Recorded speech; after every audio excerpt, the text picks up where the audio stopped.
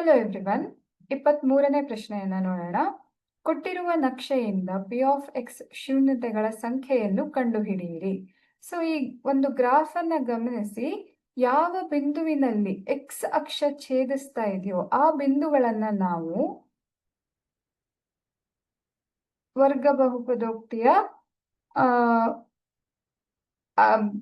ವರ್ಗ ಅಲ್ಲ, ಬಹುಪದೋಕ್ತಿಯ ಶೂನ್ಯತೆ ಅಂತ ಕರಿತೀವಿ.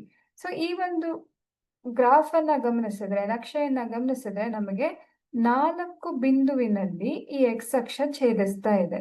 ಇದು ಎಕ್ಸ್ ಎಕ್ಸ್ ಡ್ಯಾಶ್ ಅಕ್ಷ ಅಲ್ವಾ? ಸೊ ಇದನ್ನ ಈ ರೇಖೆ, ವಕ್ರರೇಖೆ ಇದು 4 ಬಿಂದುವಿನಲ್ಲಿ ಈ ಎಕ್ಸ್ ಅಕ್ಷವನ್ನ ಛೇದಿಸ್ತಾ ಇದೆ. ಹಾಗಾಗಿ ಒಟ್ಟು ಶೂನ್ಯತೆಗಳ ಸಂಖ್ಯೆ